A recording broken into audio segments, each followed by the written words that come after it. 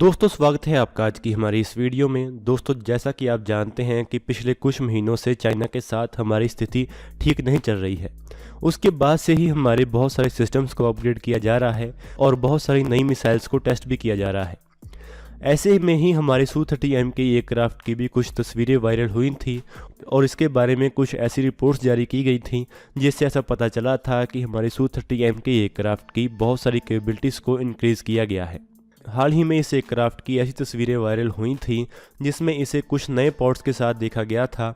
इसके साथ एक बहुत बड़े पॉड को देखा गया था और दो छोटे पॉड्स को देखा गया था, जिसके बाद ऐसी स्पेकुलेशंस लगी थी कि ये इस एयरक्राफ्ट की इलेक्ट्रॉनिक वारफेयर कॉन्फ़िगरेशन है। इसके बारे में ऐसा कहा गया था कि इस एयरक्राफ्ट के साथ SAP-14 और SAP-518 इलेक्ट्रॉनिक वारफेयर पॉड्स का इस्तेमाल किया गया है, जो कि रशियन एडवांस जैमर्स हैं। ये जैमर्स हमें रशिया से मिले थे, लेकिन इन जैमर्स का इससे पहले इस एयरक्राफ्ट के साथ इस्तेमाल पब्लिकली नहीं देखा गया था। ऐसी रिपोर्ट्स थीं कि इन पॉड्स की Su-30M के एयरक्राफ्ट के साथ इंटीग्रेशन में कुछ प्रॉब्लम्स आ रही हैं, जिसके बाद हमारी DRDO की एक लैब ने हमारा indigenous electronic warfare pod develop किया था, जो कि खास तौर पर Su-30M के एयरक्राफ्ट के लिए डेवलप किया गया था। लेकिन हाल ही में जो अभी तस्वीरें सामने आई हैं, इसके बारे में बहुत सारी स्पेकुलेशन भी लगी थी। ऐसा कहा गया था कि ये एक इजरायली रिकन्सेस पॉड है, जो कि 2060P पॉड है, जो कि 300 किलोमीटर दूर से ही किसी भी एरिया के ऊपर नज़र रखने के लिए इस्तेमाल किया जा सकता है। ये इलेक्ट्रॉनिक इंटेलिजेंस गैदर कर सकता है, लेकिन ऐसा कंफर्म नहीं है कि कौन से सिस्टम को इस एयरक्राफ्ट के साथ देखा गया था। SAP-14 एक रशियन एडवांस जैमर है, जो कि हैवी एयरक्राफ्ट के लिए बनाया गया है। यही कारण है कि ये हल्के एयरक्राफ्ट इसको कैरी नहीं कर सकते हैं। इसको खास तौर पर Sukhoi-30 सीरीज़ के लिए बनाया गया था और इसके साथ ही इसकी कॉन्फ़िगरेशन में SAP-518 पॉड का इस्तेमाल किया जाता है, जो कि अमेरिकन ALQ-99 जैमिंग पॉड के साथ कंपेरेबल एक सिस्टम है। और हाल ही में हर्षवर्धन ठाकुर जी, जो कि HAL के एक टेस्ट पायलट हैं, उन्होंने ट्विटर पर ऐसी जानकारी दी थी कि इस पॉड को Su-30M के एयरक्राफ्ट के विंग टिप स्टेशंस के साथ इंटीग्रेट कर दिया गया है। उनके मुताबिक ये एक इलेक्ट्रॉनिक काउंटर मेजर पॉडेड सिस्टम है, जिसको भेद पाना बहुत मुश्किल है और ये 5 से लेकर 18 गीगाहर्ट्ज़ तक के बैंड के ऊपर काम करने वाले रडार्स और मिसाइल्स के अगेंस्ट बहुत ज़्यादा इफेक्टिव है। और इसके साथ ही हाल ही में हमारे Su-30M के एयरक्राफ्ट ने रुद्रम एंटी रेडिएशन मिसाइल का भी टेस्ट किया था। रुद्रम हमारे देश द्वारा बनाई गई पहली एंटी रेडिएशन मिसाइल है, जिसकी रेंज 150 किलोमीटर से लेकर 250 किलोमीटर तक की है। ये दुश्मन के रडार से निकलने वाली एमिशंस का पता लगाकर उसके ऊपर होमिंग कर उस रडार को डिस्ट्रॉय कर सकती है, जिससे दुश्मन का एयर डिफेंस सिस्टम ही नाकारा हो जाता है।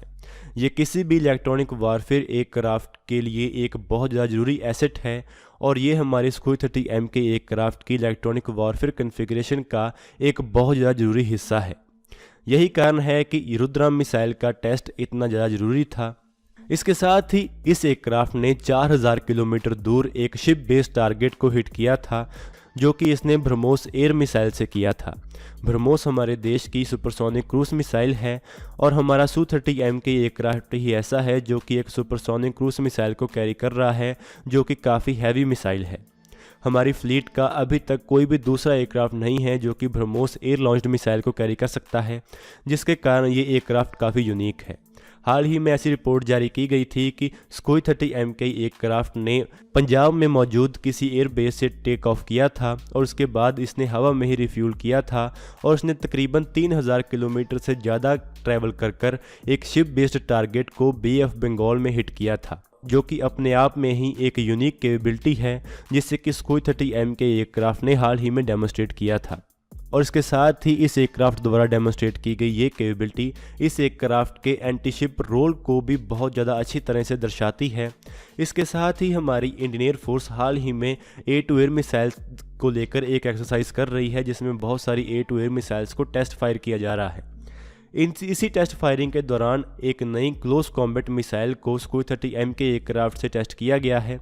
ये मिसाइल R-74 मिसाइल हो सकती है, लेकिन इसके बारे में ऑफिशियली कोई भी स्टेटमेंट जारी नहीं की गई है। हाल ही में हमने रशिया से R-74 मिसाइल को ख़रीदा है, जो कि R-73 मिसाइल का एक इम्प्रूव्ड वेरिएंट है।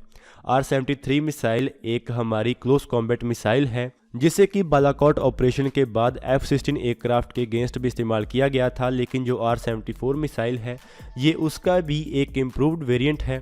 यहाँ पर आपको बता दें कि इससे पहले हम हमारी फ्लीट के सभी एयरक्राफ्ट को ASRAAM मिसाइल के साथ इंटीग्रेट कर रहे हैं, जिसे कि दुनिया की best with in visual range missile माना जाता है। लेकिन R-73 मिसाइल की अच्छी परफॉर्मेंस के बाद इंडियन एयरफोर्स ने R-74 मिसाइल का फिर से एक नया ऑर्डर दिया है।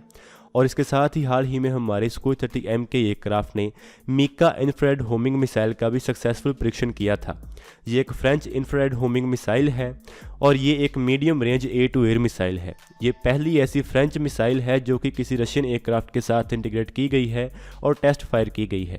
क्योंकि ये एक इंफ्रारेड होमिंग मिसाइल थी तो इसे किसी रशियन एयरक्राफ्ट के साथ इस्तेमाल करने में ज़्यादा मुश्किल नहीं आई है।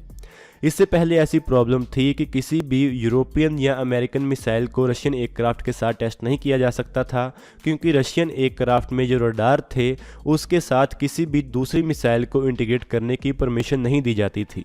लेकिन ये ऐसा पहली बार था कि किसी फ्रेंच मिसाइल को किसी रशियन एयरक्राफ्ट के साथ टेस्ट किया गया था। ये मिसाइल दुश्मन के एयरक्राफ्ट से निकलने वाली हीट मिशन का पता लगाकर उसके ऊपर होम इन कर उसको अटैक कर सकती है और उसे डिस्ट्रॉय कर सकती है।